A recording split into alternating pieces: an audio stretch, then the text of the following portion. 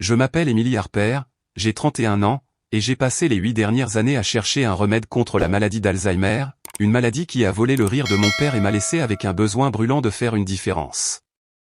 Je suis chercheuse au Seattle Neuroscience Institute, où mes journées sont remplies de rapports de laboratoire et de découvertes tard le soir.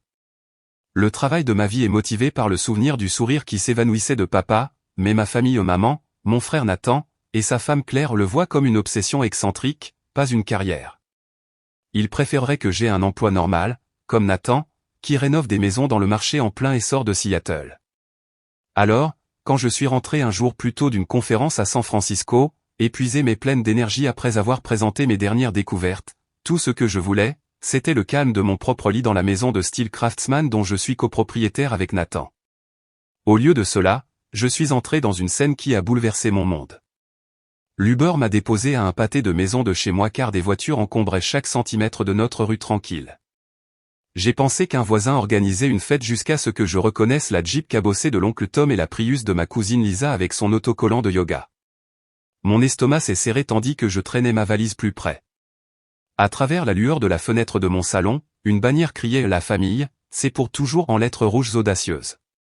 Des rires et de la musique s'échappaient, assez fort pour faire vibrer le trottoir. Ma main tremblait tandis que j'introduisais ma clé dans la serrure, le poids de la confusion pressant ma poitrine. C'était ma maison, notre maison, et pourtant on ne m'avait pas parlé de ce rassemblement. À l'intérieur, le bruit m'a frappé comme une vague. Des dizaines de voix se chevauchaient. Des enfants poussaient des cris perçants en courant dans le couloir, et l'air sentait les gratins faits maison et le vin bon marché. Des chaussures et des manteaux encombraient mon entrée, aucun n'était à moi. Je suis resté figé, valise à la main, quand ma cousine Jenny m'a aperçu. « Émilie. Oh mon Dieu, tu es là. » Elle a halté, son verre de vin a failli se renverser. Les têtes se sont tournées, les conversations ont faibli, et je me suis senti comme une intruse dans mon propre espace. De l'autre côté de la pièce, maman tenait la vedette, riant avec des tantes que je n'avais pas vues depuis des années. Ses yeux ont rencontré les miens, et pendant une fraction de seconde, la surprise a vacillé avant qu'elle ne se fige dans un sourire. Nathan a émergé de la cuisine, équilibrant un plateau de boissons, et s'est figé en me voyant. Claire, sa femme, a murmuré quelque chose, et son visage a rougi. J'ai forcé ma voix à rester stable. « Maman, qu'est-ce qui se passe ?» Elle s'est approchée, les bras ouverts pour une accolade qui ressemblait plus à une formalité. « Émilie, nous pensions que tu rentrerais demain. C'est juste une petite réunion de famille. » Nathan a ajouté, son sourire forcé. « Surprise, ma sœur. On a presque 100 personnes ici. » Génial, non? 100 personnes dans ma maison, et je n'avais pas été invité. Les mots de la bannière me narguaient tandis que je parcourais la foule ou des visages d'enfance, des proches que je connaissais à peine tous en train de célébrer dans un espace dans lequel j'avais investi mes économies. Mon cœur battait la chamade, pas seulement à cause du choc, mais d'une douleur plus profonde, une douleur que j'avais ressentie toute ma vie mais jamais aussi vivement. La morsure de ce moment sur le pas de ma porte n'est pas sortie de nulle part. Elle était construite sur des années passées à être l'étrangère. En grandissant dans notre quartier ouvrier de Seattle, j'étais l'enfant le nez dans les livres, rêvant de guérir des maladies tandis que Nathan charmait tout le monde avec son sourire facile. Quand j'excellais aux examens, maman hochait la tête et collait mon bulletin scolaire sur le réfrigérateur. Quand Nathan obtenait des C, elle lui préparait ses biscuits préférés pour célébrer ses efforts. Papa était différent.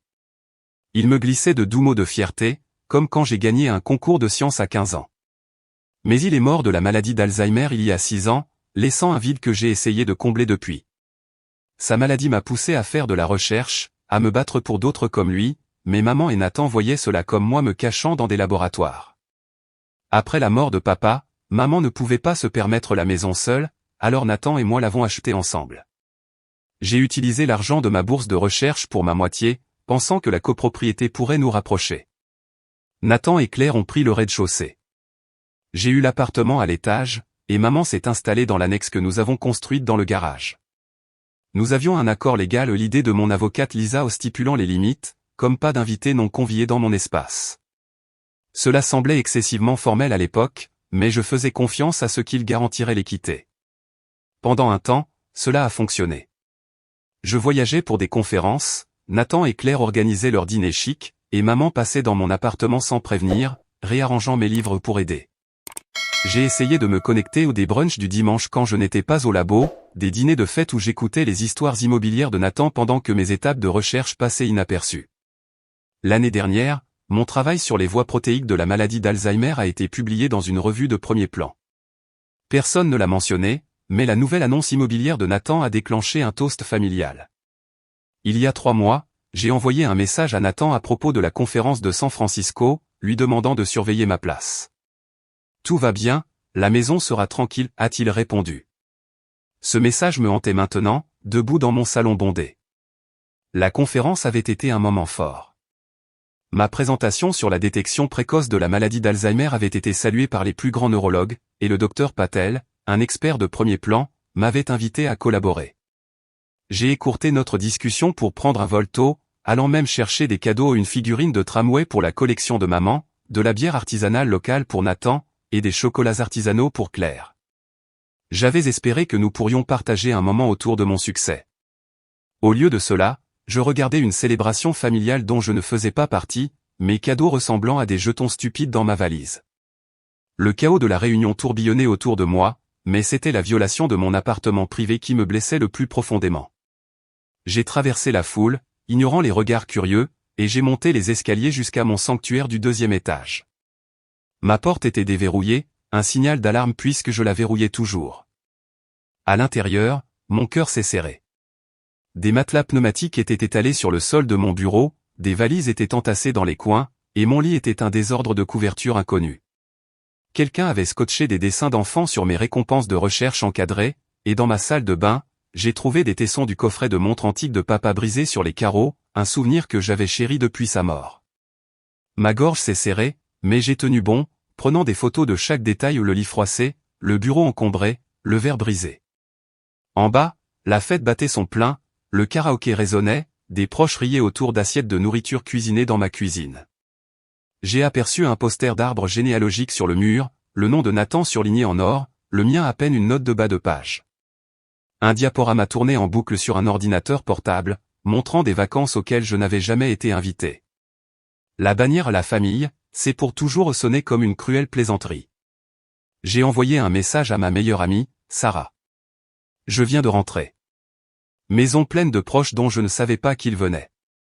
Il faut qu'on parle. Sa réponse a été instantanée. Quoi? Appelle-moi quand tu peux. J'avais besoin de sa clarté, mais d'abord, je devais affronter les gens qui avaient transformé ma maison en leur terrain de jeu. Tante Margaret, la sœur aînée de papa, a attiré mon regard de l'autre côté de la pièce.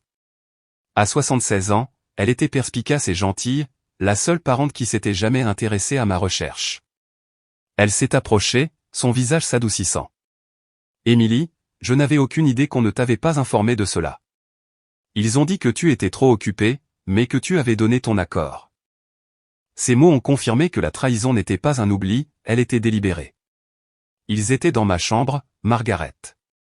Mes affaires sont cassées, ai-je dit, ma voix basse mais tremblante. Elle m'a serré la main. Ton père serait furieux. Je suis là si tu as besoin de moi. Son soutien m'a réconforté, mais le poids de ce dans quoi j'avais mis les pieds s'enfonçait, et je savais que je ne pouvais pas laisser passer cela. J'ai trouvé Nathan dans la cuisine, empilant des assiettes avec Claire. Maman était à proximité, discutant avec un oncle. J'ai stabilisé ma respiration et je me suis approché. Nous devons parler.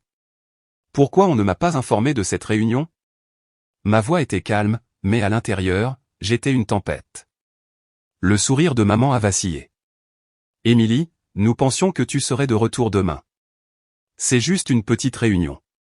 Nathan a bondi, trop joyeux. Oui, ma sœur, 99 personnes, assez épique, hein? Même tante Ruth l'ancienne est venue de l'Oregon. Épique? J'ai fait un geste vers la foule. Vous avez planifié ça pendant des mois, et je ne le découvre que maintenant? Claire s'est avancée, les bras croisés. On a pensé que tu ne t'en soucierais pas. Toujours enfermé dans ton laboratoire. Son ton m'a piqué, faisant écho à des années de déconsidération.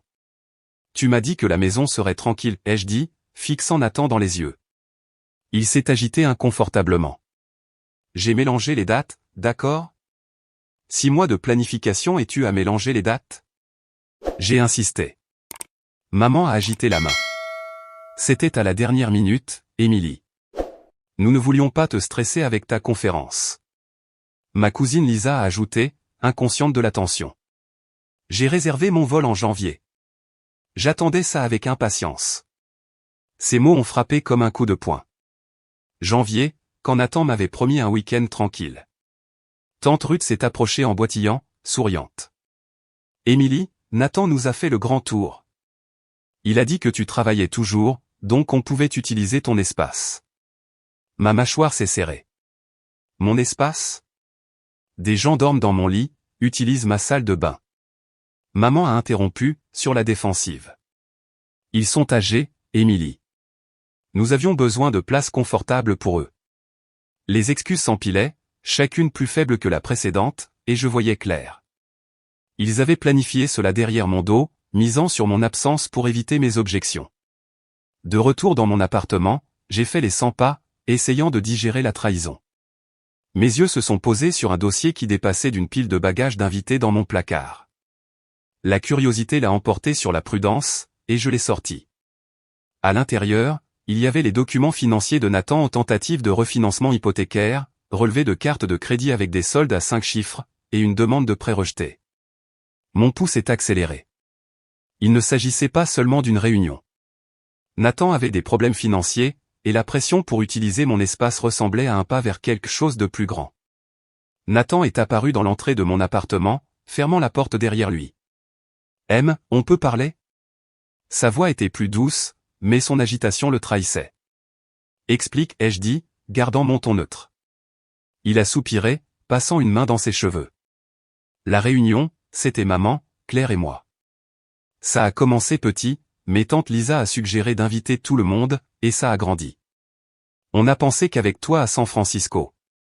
Alors tu as menti sur les dates et tu as laissé des gens entrer dans mon appartement. Ai-je coupé court? C'est notre maison, M, a-t-il dit, son ton s'aiguisant. J'en suis copropriétaire, et ce sont des membres de la famille, pas des inconnus. Avant que je puisse répondre, maman et Claire sont entrées sans frapper, bien sûr. Qu'est-ce que c'est que ça, Émilie? Tu contraries tout le monde en bas, a exigé maman. J'ai brandi le dossier, regardant le visage de Nathan pâlir. Voulez-vous bien expliquer ça? Tentative de refinancement, dettes qui s'accumulent.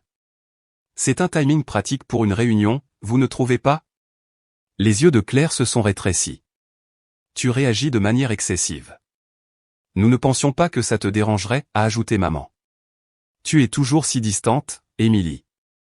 Nous ne pensions pas que tu voudrais être impliquée. Leurs mots m'ont piqué, mais le dossier dans ma main racontait une autre histoire. La contrainte financière de Nathan, le timing de la réunion, la pression pour utiliser mon espace, tout pointait vers un plan pour me pousser à vendre ma moitié de la maison. La trahison n'était pas seulement personnelle, elle était calculée. Le poids de leur tromperie pesait sur moi, mais j'ai refusé de laisser la colère prendre le dessus. J'avais besoin de clarté, pas de chaos. Je me suis éclipsé dans mon appartement, verrouillant la porte, et j'ai appelé Sarah. Sa voix a été une bouée de sauvetage tandis que je lui déversais tout, la réunion, les mensonges, les documents financiers. Reste avec moi ce soir, a-t-elle insisté. Tu as besoin d'espace pour réfléchir. J'ai réservé un hôtel à la place, désirant la solitude pour planifier ma prochaine démarche. Tandis que je préparais un petit sac des vêtements, un ordinateur portable, le médaillon de papa de ma remise de diplôme, j'ai pris d'autres photos de mon espace violet, horodatant chacune d'elles. Tante Margaret a frappé doucement, ses yeux gentils mais lourds. Je me suis douté que quelque chose n'allait pas quand ils ont dit que tu avais approuvé cela, a-t-elle dit, s'asseyant sur mon lit. Ton père aurait détesté ça, Émilie. Il était tellement fier de toi. Elle m'a tendu une petite pochette en velours, un bracelet en argent que papa lui avait donné, destiné à moi lors de l'échange de cadeaux de la réunion. Il a dit, tu as changé le monde et m'a-t-elle murmuré. Les larmes ont piqué mes yeux, mais ces mots ont alimenté ma résolution. Ne leur dis pas que je pars, ai-je demandé. Elle a hoché la tête, promettant la discrétion. En bas, j'ai navigué dans la foule, leur rire maintenant irritant. Dans la cuisine, Claire utilisait ma poêle en fonte très prisée, malgré ma règle contre cela. Émilie, tu peux aller chercher plus de chaises, a-t-elle demandé, tout sourire. J'ai du travail à faire, ai-je dit froidement. Je sors. Son soulagement était évident, et en partant, j'ai entendu Nathan parler à mon cousin Marc de la maximisation de la valeur de la maison une fois qu'il en aurait le contrôle total. Mon cœur s'est serré, mais j'ai conduit jusqu'à l'hôtel, les lumières de la ville s'estompant tandis que je digérais la trahison. Dans ma chambre, j'ai étalé mes photos et les documents financiers que j'avais aperçus, listant mes options. Je ne me battais pas seulement pour mon espace, je me battais pour ma valeur. La matinée a apporté un tournant décisif, un courriel du docteur Patel, offrant un poste de recherche de 3 ans à Boston avec le National Alzheimer's Research Network. Mon travail à San Francisco avait attiré leur attention, et ils voulaient que je dirige une équipe étudiant les méthodes de détection précoce. Le timing ressemblait au destin ou une échappatoire au chaos de Seattle et un bond vers mes rêves. Mon cœur battait la chamade avec la possibilité, mais je suis resté concentré, appelant mon avocate, Lisa Reynolds, pour lui exposer les retombées de la réunion. Lisa a écouté tandis que je décrivais l'invasion, les souvenirs cassés et les documents financiers de Nathan. C'est une violation claire de votre accord de copropriété, a-t-elle dit. Vous avez des options, forcer une vente, exiger un rachat, ou gérer votre part à distance. Nous avons prévu de nous rencontrer à son bureau pour examiner le contrat, qui exigeait un consentement mutuel pour les grands rassemblements et protéger mon espace privé. J'ai également appelé un serrurier pour sécuriser mon appartement et une entreprise de sécurité pour des caméras. Personne n'entrerait à nouveau dans mon espace sans que je le sache. De retour à l'hôtel, j'ai recherché le poste à Boston. Il offrait une allocation de logement, des ressources de premier ordre et une chance de travailler avec des experts mondiaux. Mais partir signifiait affronter de front le drame familial. Les messages de Nathan inondaient mon téléphone. Où es-tu? Maman panique. Les messages de maman étaient pires. C'est égoïste, Émilie. Tu nous mets dans l'embarras. Je les ai ignorés, n'envoyant de message qu'à tante Margaret pour lui dire que j'étais en sécurité. Sa réponse m'a réchauffé le cœur. Tu fais ce que ton père aurait voulu. Reste forte. La voie à suivre était claire. Je protégerai mes droits, poursuivrai ma carrière et redéfinirai ce que signifiait la famille pour moi. Je suis rentré à la maison le dimanche soir après que la foule de la réunion se soit dispersée. Le silence était étrange, mais le désordre demeurait, des boissons renversées sur mon tapis, des écharpes oubliées et des taches sur mes murs. À l'étage, mon appartement était pire, des marques de crayon sur mon bureau, des empreintes de doigts collantes sur mes étagères et des tessons de verre toujours dans les carreaux de ma salle de bain. J'ai tout documenté, mes mains stables malgré la douleur dans ma poitrine. Puis j'ai rencontré Lisa à son bureau, rejointe par un expert en droit de la propriété. Ils ont exposé mon levier. Les clauses de l'accord de copropriété concernant la vie privée et le consentement aux événements étaient inébranlables. Vous pouvez forcer une vente par partage ou exiger que Nathan vous rachète à la valeur marchande plus les dommages-intérêts, a dit Lisa. Ou louer votre part par l'intermédiaire d'une société de gestion pendant que vous êtes à Boston. L'option de location me semblait juste. Elle préservait mon investissement sans engagement émotionnel. J'ai rencontré Cascade Property Management, dont la directrice, Madame Carter, m'a expliqué comment ils géraient les locataires, les réparations et la perception des loyers, agissant comme un tampon entre moi et Nathan. Nous avons programmé une inspection, et Lisa a rédigé des amendements à l'accord de copropriété, garantissant la sécurité de l'annexe de maman mais avec des limites claires. La réaction de Nathan a été rapide, des appels et des messages en colère. Tu loues notre maison à des inconnus. Seba aime les messages de maman dégoulinés de culpabilité.